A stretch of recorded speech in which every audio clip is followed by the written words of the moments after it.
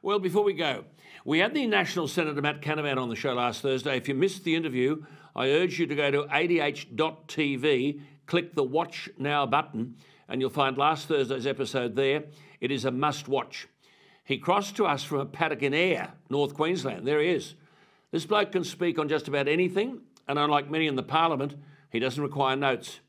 Matt Canavan is one of the most effective politicians in this country, yet he isn't offered a portfolio.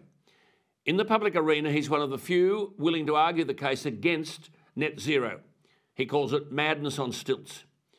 The 41-year-old who'll be campaigning in the Hunter Valley this week has said, and I quote, "There's too much focus on first world problems of changing your gender or changing the climate. For people who worry if there's enough left on the credit card to pay the power bill this month, these are luxury goods." Well, what about this? Asked whether he was concerned that his comments would blow up the chances of so-called moderate Liberals who are being challenged by these teal independents, Matt Canavan replied, and I quote, "Trent Zimmerman's prospects at the election are just a little bit less important than whether or not we can keep the lights on in this country for the next decade."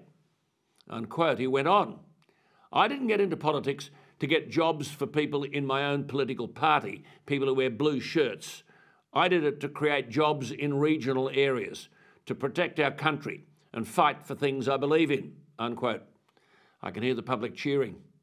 Do we seriously have a Liberal National Party that's unwilling to debate or cost this absurdity simply because they want people like Trent Zimmerman to hold his seat? The punter wants to know what on earth these climate change policies mean for them. Does it mean there's no more air travel? Does it mean that government will tell them what car they can or cannot drive? Will they need to install a charging station out the front of their home?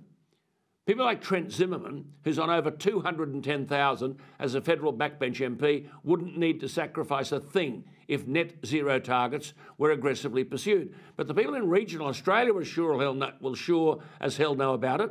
It's never the city slicker who suffers from these feel-good, virtue signalling policies. It's always the families who are juggling a million costs who suffer, or blue-collar workers, or the poor farmer.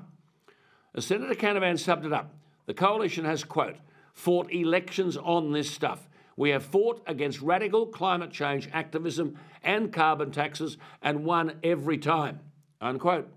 Yet here was Scott Morrison in Glasgow last year, bowing to this nonsensical rubbish, all because he thought it would win him votes. He's forgetting one thing. Those who voted for him in 2019 didn't vote for this stuff. It was the brilliant British commentator Charles Moore who wrote last year, "There is almost no chance the world will suffer climate catastrophe in the coming decade, but there's a clear risk that millions of our citizens will start to shiver, both literally and economically, if our energy supply becomes both punitively expensive and intermittent," unquote. That is the true definition of net zero. Well, that's it from me tonight. I'll see you tomorrow night on adh.tv at 8 p.m. Thanks for your company and good night.